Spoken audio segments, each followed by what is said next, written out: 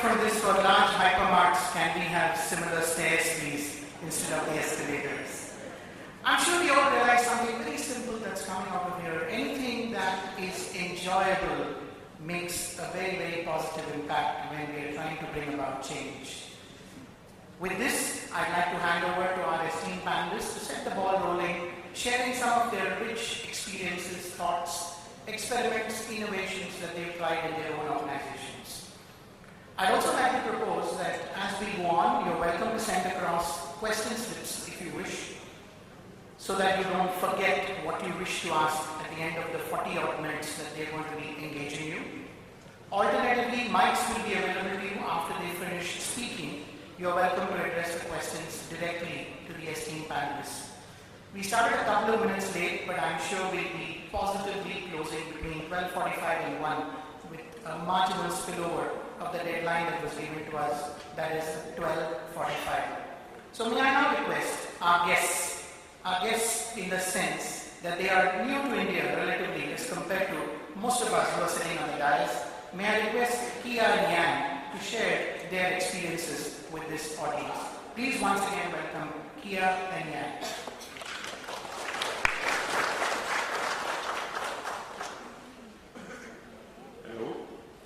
Hello. Thank you very much for the warm welcome.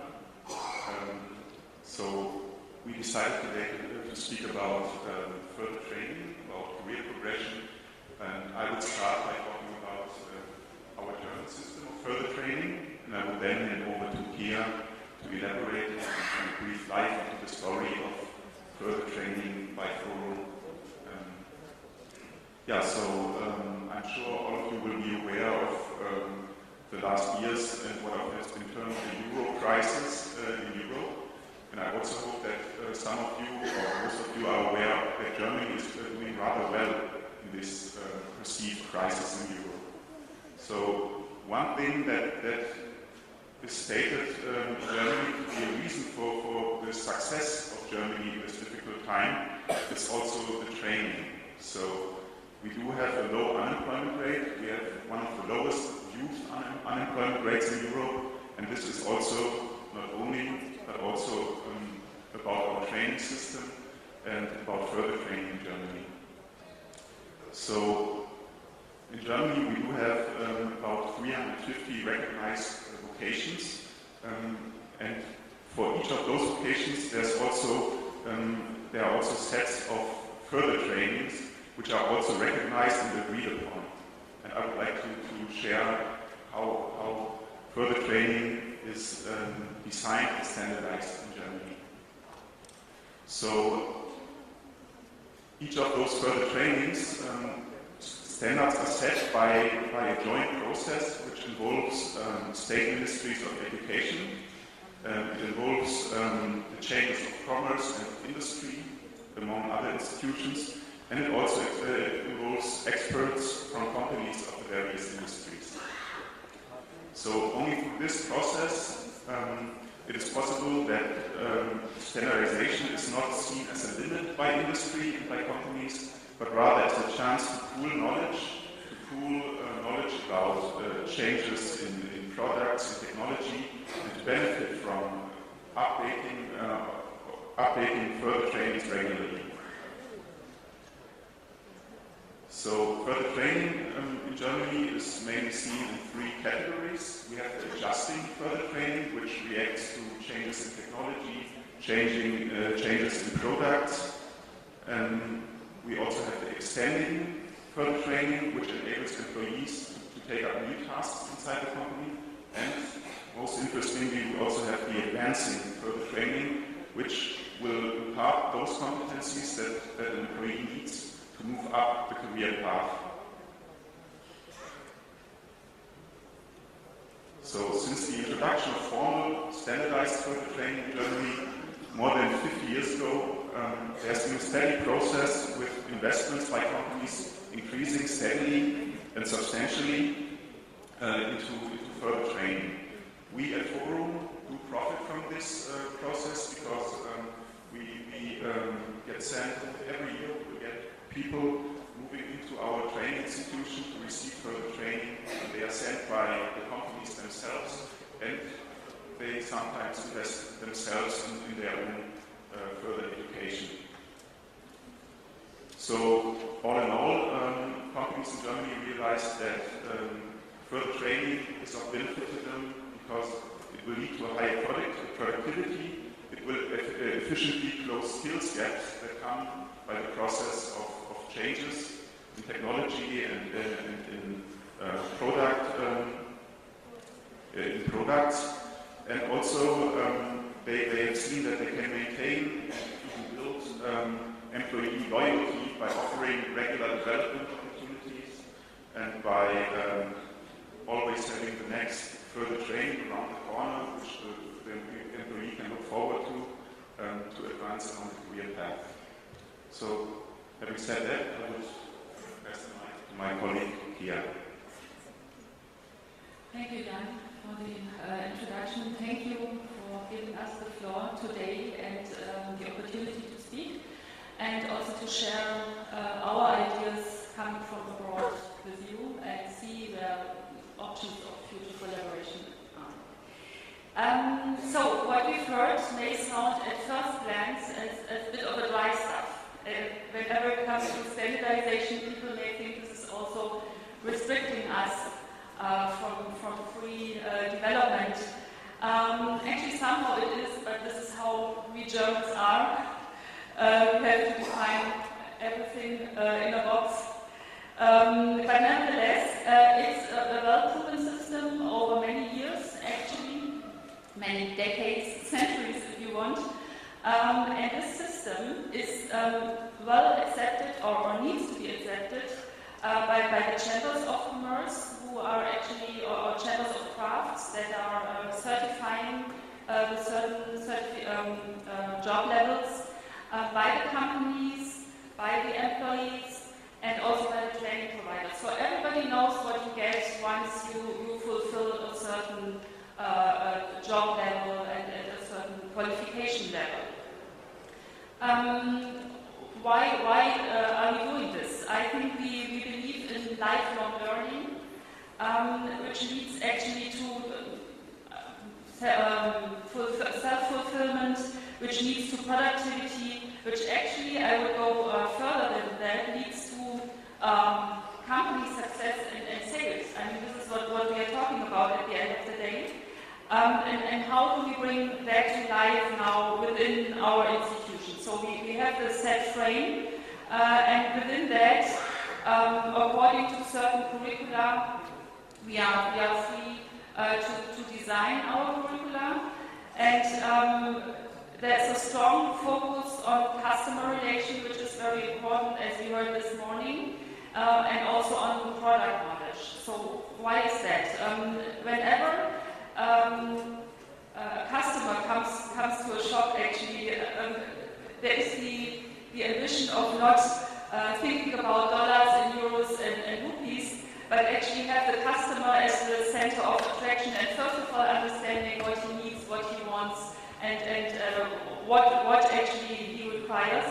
And upon that, every salesman knows very well about the products, which in the end justifies the price. And this is something which is very important, and we believe that we put a stronger focus on that than maybe other retail industries in other countries. This has to be proven very successful, and in the end of the day, what we actually try to achieve is to bring a little bit of the atmosphere of a sari shop to the big retail shops, to the big chains, to value the customer, and in the end to make a deal. And this has been proven to be very successful.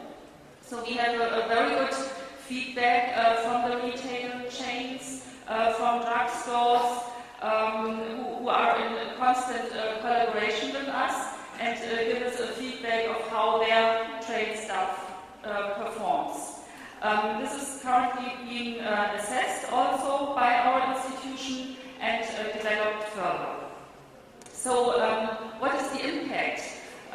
We can say that we have a daily rate of 1,100 people being trained in further training. Additionally, we have almost as much in the entry level, which in our country is 2.5 to 3 years training, 600 hours entry level training. So there is a number of, maybe not for Indian circumstances, but for German circumstances, a number of people being trained. There is a very high motivation, so motivation increases of these trained people. They come back after their training with innovative approaches in how leading a team, how selling products and things like that. And there is a very strong loyalty being created. Actually, the attrition rates are brought down. So there's a high turnover, as we learned, in most of the industries in India. And this is something actually we don't face at all in Germany. Maybe the mentality, maybe a different training approach, but we also believe that it's giving value to every employee. Actually, what my colleague just said is that there are a number of people who come to our institute and pay by themselves upon their own initiative, but most of the people actually are being sent by the companies, and the companies pay for the training fully or part of it. So I think this already shows how much the companies are interested in keeping their staff and letting them grow. And one final point I would like to raise is that we are also talking about careers where people start with entry-level training of, let's say, 2 to 3 years, and they grow within an organization or a retail company without even going to university in the end, but coming to a level of a manager. Yeah? So this is possible. This is being promoted by the companies, and I think there is a certain value in it, and we like to share that. So we are looking forward to all your questions. If that can't be solved on stage, please come to our stall or have a look at our website and get in contact with us. Thank you very much. Thank you very much, Leah and Jan. I request Mr. Muralidhar Rao to take the stage. Podium, as you wish, yeah, please. Say good afternoon. Good afternoon, everybody. So, at the outset, we decided between ourselves that we will not have death by PowerPoint. So, we said we'll speak and we'll talk about our experiences. So, from my perspective, it will be the perspective of a service provider. It will be from the perspective of having worked across industries and across organizations, across different levels. So in the next few minutes, I'd like to just encapsulate this, like to pick up the essence of what I have learned. And obviously, in such a short time, it will not be possible for me to elaborate on many things, and I would encourage any questions that you may have. Any forum like this is always influenced by the environment that we are in. And obviously, when we speak of learning or training, the key thing right now is that there is a slowdown within quotes. I use the word slowdown within quotes because the monsoon clouds don't understand economics. And I believe that it's really the monsoon that's going to change the whole thing. But having said that, I think all of us, at least most of us, are in that environment where there is a lot of cut in training budgets, there is a lot of cut in the activities that are going on. But a question that I keep asking everybody is that in these times actually, does the learning need go down? Actually, the learning need goes up during these times. Because it becomes harder to service customers, it becomes harder to manage within cost, it becomes harder to motivate people. So learning needs don't go down during these times, in fact they increase. So you have a paradox actually. While there is a cut being imposed, right, for financial reasons, as learning and development or as training professionals or service providers or people office, we have the challenge of meeting more requirements during this time. So what do?